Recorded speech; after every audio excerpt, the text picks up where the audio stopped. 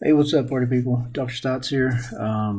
We're trucking right along with our remote learning, and most of you are doing a great job at giving me feedback and turning your work in. I've still yet to hear from some of you from last week when I asked you guys to schedule a Zoom or a video chat with me. Make sure you do that, okay? That's for your benefit. So as I told everyone that I've met with so far, for the rest of the year, I'm just going to be adding layers onto this conversion stuff. And what you see on the screen here, this is what we're doing now. We're doing stoichiometry, and there's not a big, celebratory entry into this stuff. We've been doing this for a little bit now, and you guys probably really didn't even realize it. So stoichiometry is how we finish up the year. And it sounds like a really big word. It can be very intimidating, but don't let it be. Stoichiometry is just a fancy way of saying that we're comparing quantities of reactants to quantities of products that are produced in a reaction. So if you've got 5 grams or 5 moles of this particular reactant, how many moles or grams of this product are you going to have? So we're just comparing all of these different quantities in a reaction and an equation to each other. All right. So in doing that, the first thing that we're going to have a good grasp on. Now we've already done the first step is identifying moles and doing conversions between moles and grams. So now a new concept comes in. It's called a mole ratio. A mole ratio. You guys know what a ratio is. It's a comparison of one thing to another. A mole ratio is simply a ratio of the moles of one compound in a reaction to the moles of another compound in the reaction. And essentially all it is a relationship.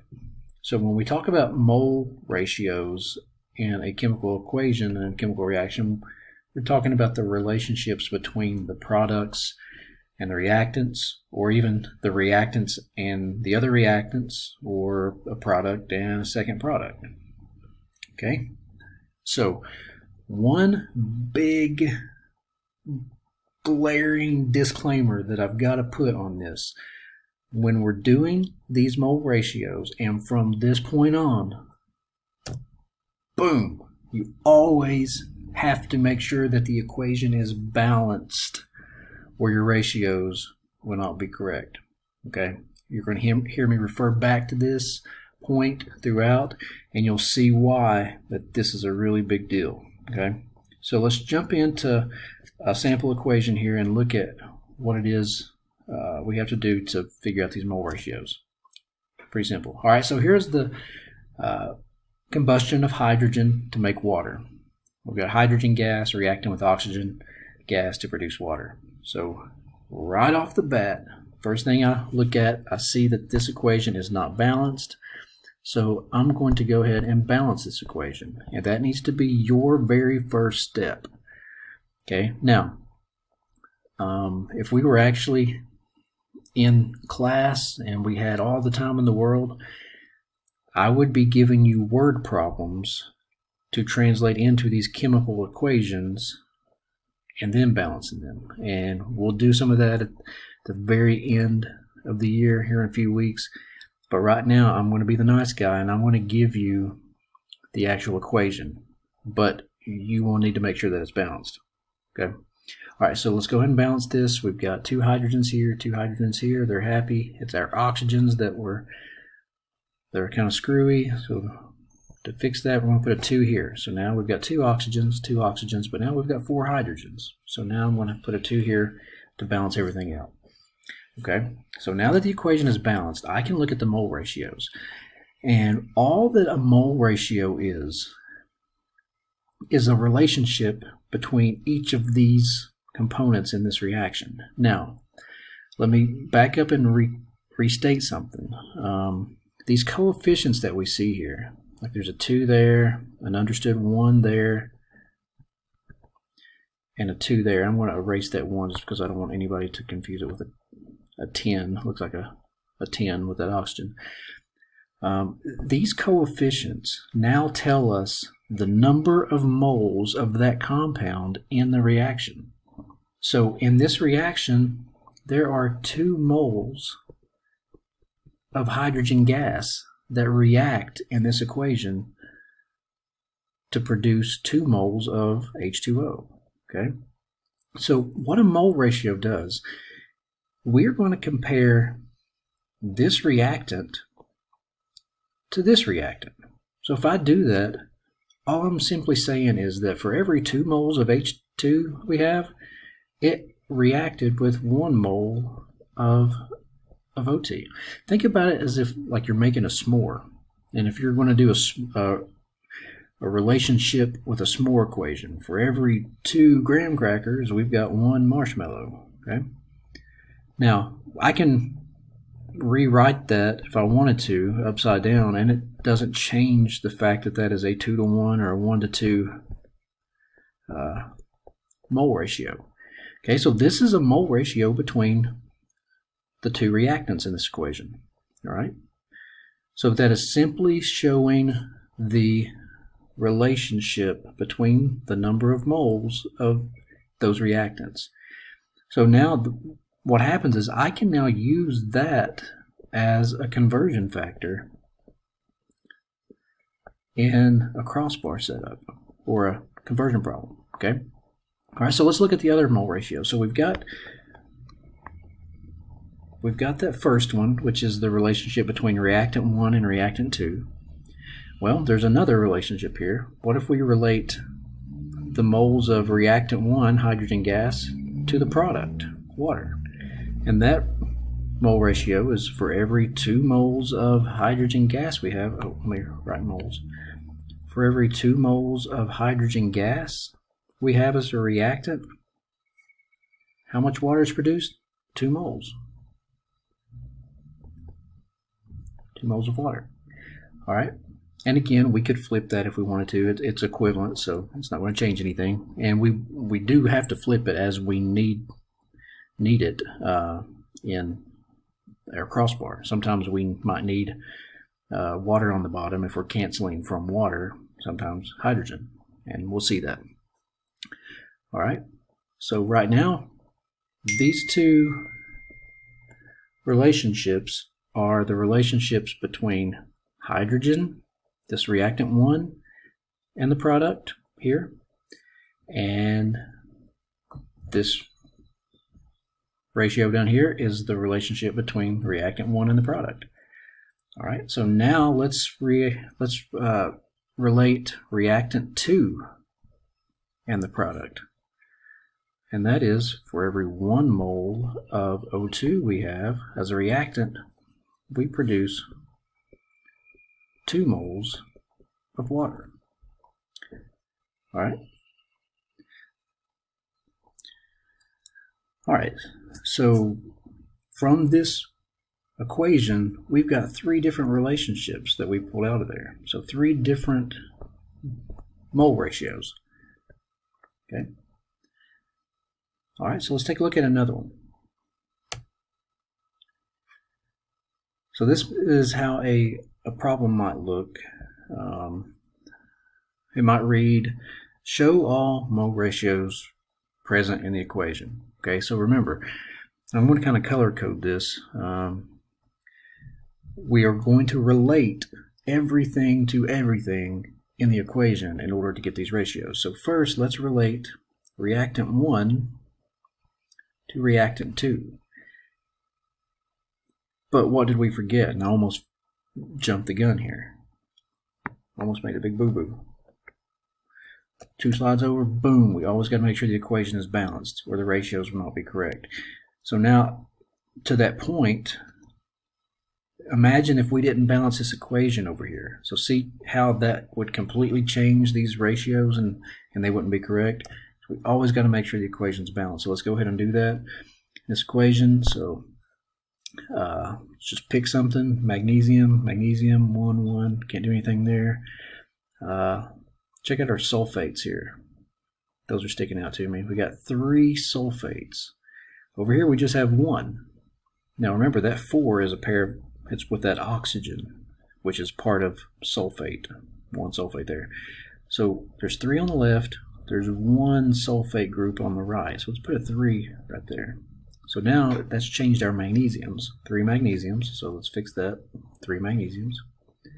How many bromines now? 6.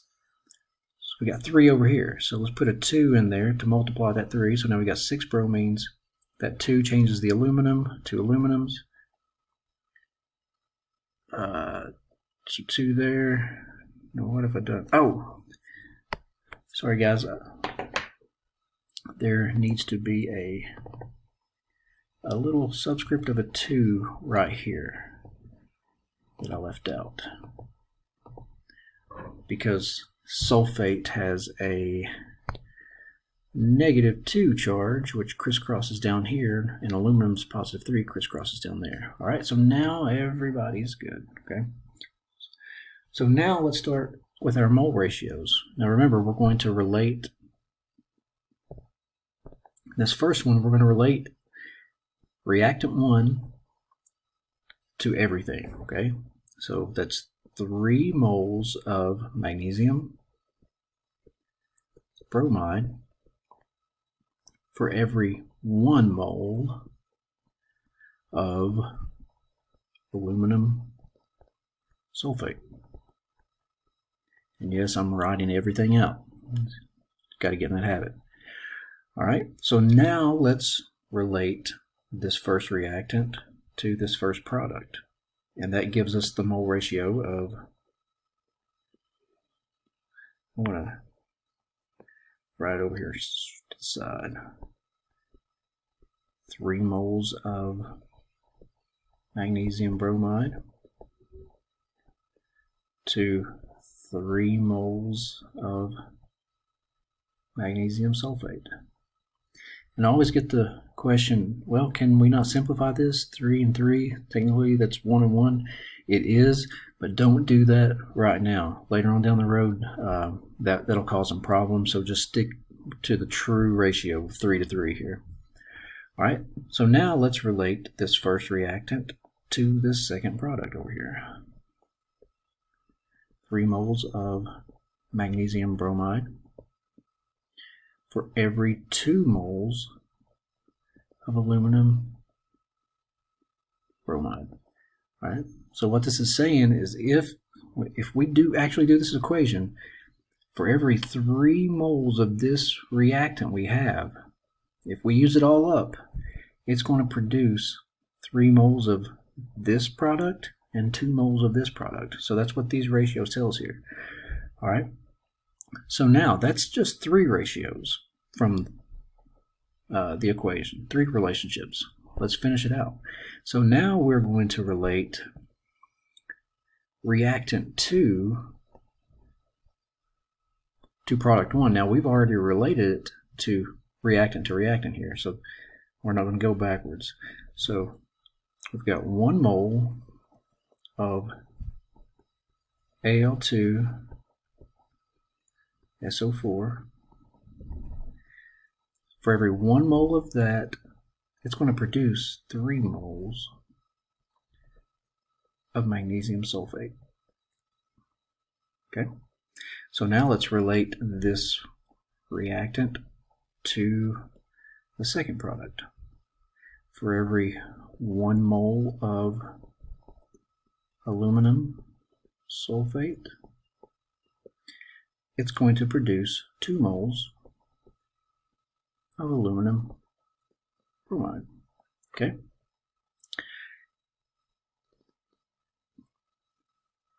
So we've got 1 more. Now let's relate this product number 1 to product number 2. And that relationship is this. For every 3 moles of magnesium sulfate that was produced, so there's our 3 moles, 2 moles of aluminum bromide are going to be produced with it. 2 moles of aluminum bromide. I had to write that down there, so hopefully you can see that. So, all right, so there are all of the different relationships and mole ratios that this equation gives us. So 1, 2, 3, 4, 5, we've got 6 different relationships from that one equation, okay? So now let's actually put those ratios into action, all right? Now remember, I can flip these as needed in my crossbar, okay? It doesn't matter which one's on top, they're still equal. It doesn't change their value, okay? So now let's put this in practice. Here we go. Let me go ahead and make sure that this is balanced. 3, 1, I think it was 3, 1, 3, 2. Yeah, 3, 1, 3, 2. Same formula here. Same equation. 3, 1. I don't need that there. 3, 1, 3, 2. Okay? So now, let's look at problem. Here's how a word problem might read for this. If 3 moles of magnesium bromide is used in the reaction, how many moles of aluminum bromide will be produced? So it's asking, if I've got 3 moles of this, how many moles of aluminum bromide will be produced? So here's how this would look in the crossbar. As always, the crossbar works exactly the same. You're going to put what is given on the left and what you need on the right. So in this case, it gives us, the problem gives us 3 moles of magnesium bromide.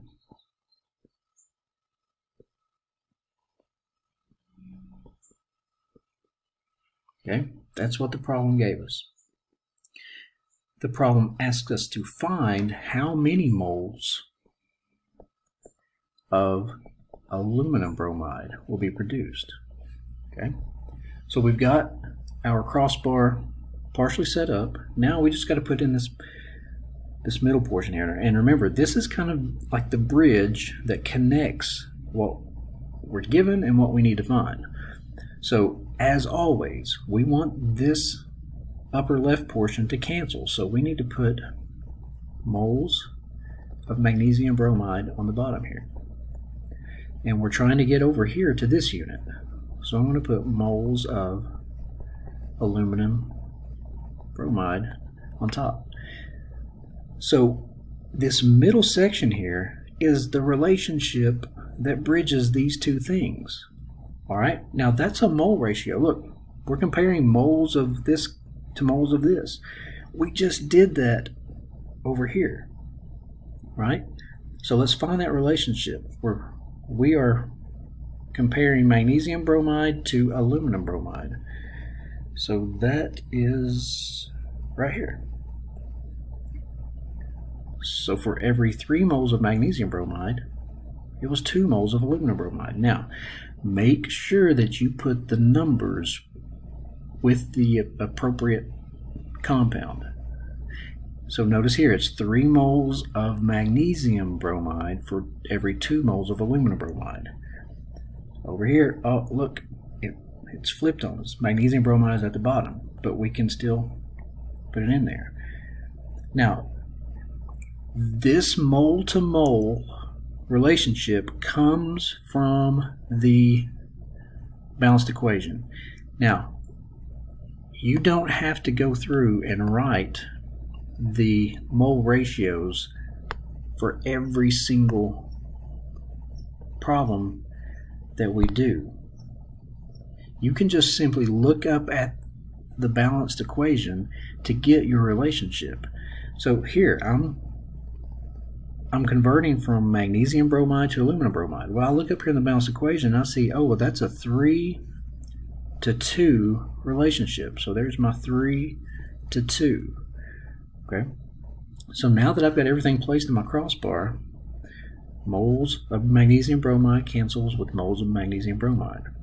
I'm now in the unit that I need, moles of aluminum bromide. So I simply do my math. So that's 3 on top. It's 3 times 2, and remember, we've got to do the top first. So 3 times 2 is 6. divided by what's on the bottom, 3. So 3 times 2 is 6, divided by 3. So my answer is 2 moles of aluminum bromide. So if 3 moles is used, 2 moles will be produced. All right, now let's throw a decimal in here. Try a different problem. Next question. Suppose at the end of the reaction, 1.7 moles of magnesium sulfate was produced. How many moles of aluminum sulfate was used? Crossbar. Boom, boom.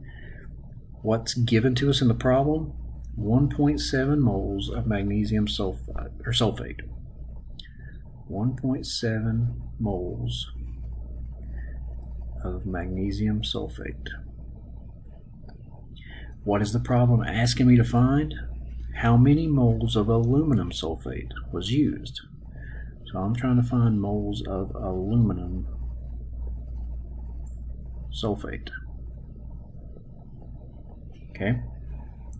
So like always, I want to cancel this unit, so it's going to need to end up down here, moles of magnesium sulfate.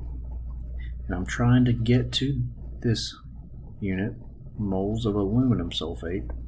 And notice I'm writing everything down. Okay, so now I've got my units placed. What is the mole ratio between these two compounds? Well, when I look up here at the equation, for every, I'm looking at moles of aluminum sulfate and moles of magnesium sulfate. For every 1 mole, that's understood 1 there, for every 1 mole of aluminum sulfate, 3 moles of magnesium sulfate was produced. Okay, so I've got my mole ratio there in the middle, and going back over here, that was this relationship. Alright, so I finished my crossbar. Moles of magnesium sulfate cancel with moles of magnesium sulfate, and I'm now in the unit that I need.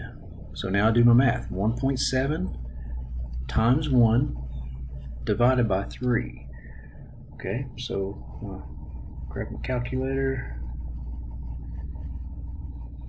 1.7 divided by 3. That gives me 0.56 moles of aluminum sulfate. All right. So you're going to have practice with the mole ratios and using those mole ratios just like we did. Given one amount, calculate the other amount. So follow these examples. Reach out to me if you need any help. And I think you guys will be fine on this. Please, please, please contact me so we can schedule a little Zoom or Teams chat so I can check your work and make sure that you're on the right page.